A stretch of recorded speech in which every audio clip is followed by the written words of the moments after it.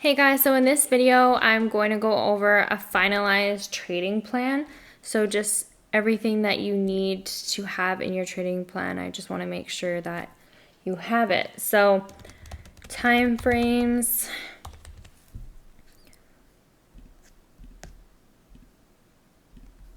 So when I'm talking about time frames, we want to make sure that we're looking at the bigger picture. So we want to start with daily, then go to 4 hour,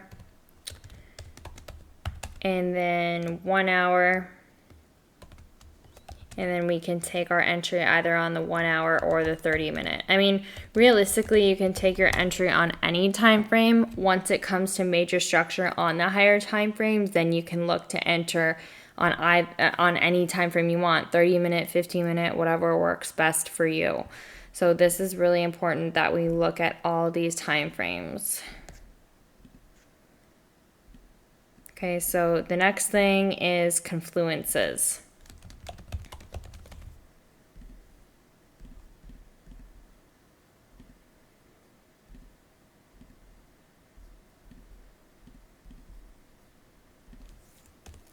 So confluences would be like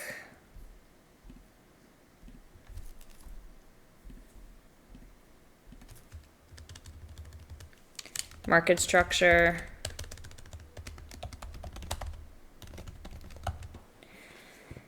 equal lows and highs. What I mean by this is like double tops, double bottoms, M patterns, W patterns, as well as exhaustion candles, or I should say exhaustion wicks, and candle closure below that specific price. And then support and resistance zones, obviously, that's the first thing we want to look at. And then as well as Fibonacci, if you want to make that like your extra confirmation.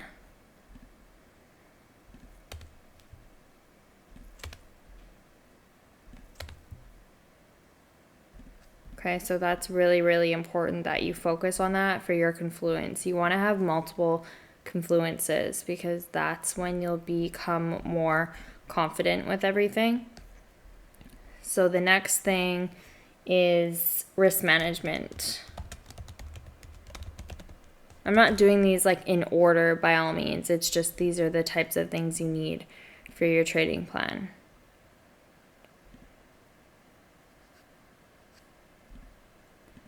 Okay, so risk management comes after.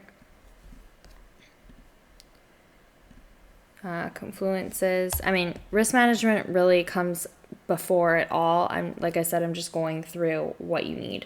So risk management, focus on 2 to 3 trades a week. 2 to 3 actually pairs a week. And why this is because you don't want to be trading and looking at 7 to 10 different pairs and having to flip through all of them and then forgetting that, oh, well, this pair is at this zone and I forgot to take it, so I'm going to get in the next one. And then the next one doesn't even give you a good setup, right? So then you're forcing yourself to take that trade. So you want to make sure that you're trading pairs that you are the most consistent with, and that's something that you have to develop on a demo account to figure out what pairs you trade best with and profit off of the most. So focus on 2 to 3 pairs a week. Don't take too many positions, and another thing is limit your exposure. So what that means is like if you're trading 3 pairs that have all USD in them and you're buying them, you don't want to do the opposite on a different pair with US in it, right? Because it's adding more risk. So you want to limit your exposure to that. With taking too many positions, you don't want to take 10 to 15 positions a week. Like there's no need for that. You can take one position at your first entry, and then you can get in more entries on the retest zone. So that's totally up to you, but I highly recommend not doing 10s and 20s and whatever of positions in a week, because it's more risk, and you don't need to, honestly. Couple entries a week is perfectly fine. Like that's really, really all you need. Okay, so, and then risk management, like I don't really go by percent. So I go by how many pips I want to catch and the lot size per my account. So if you have like $1,000 account, you want to risk the bare minimum, like 0.10 or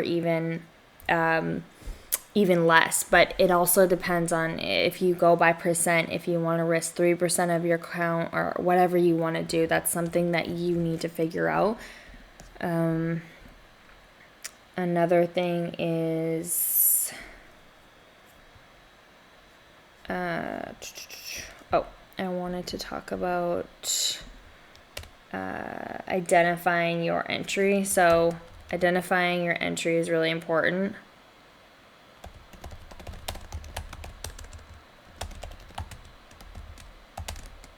And target.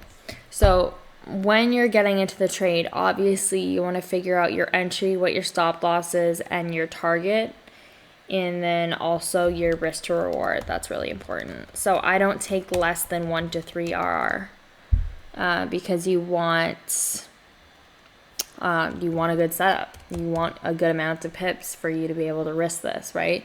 So make sure you're focusing on that as well. Another thing is, what else is there? Your trading psychology.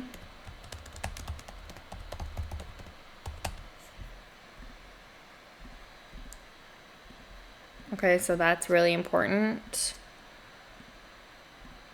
So your trading psychology would be journaling all of your trades.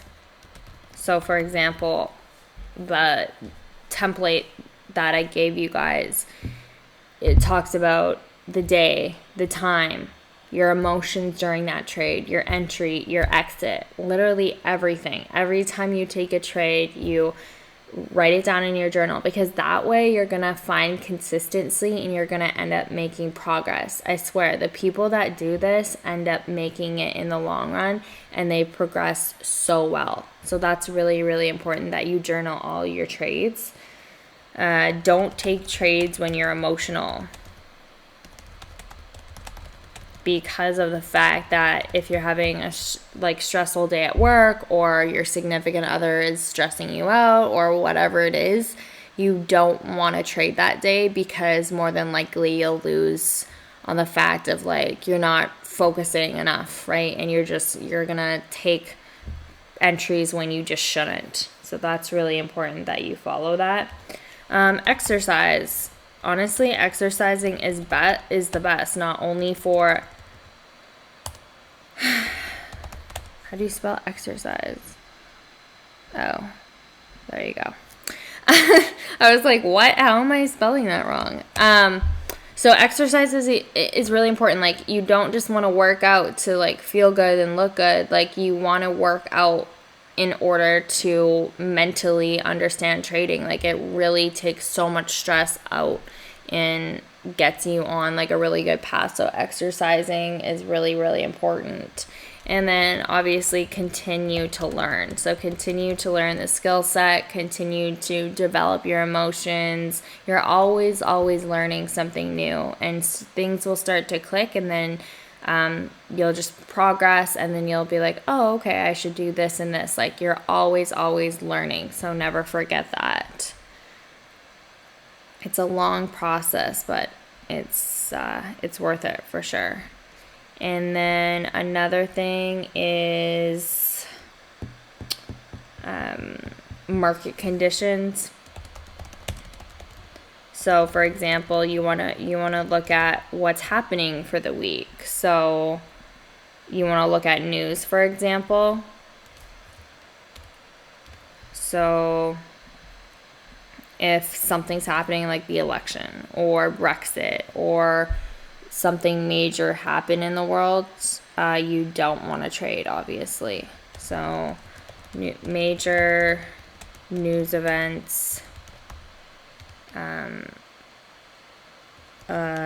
natural disaster, something happened in a city or a state or wherever, a country, and something bad happened, you usually don't want to trade, or you have to be careful of what's happening that week.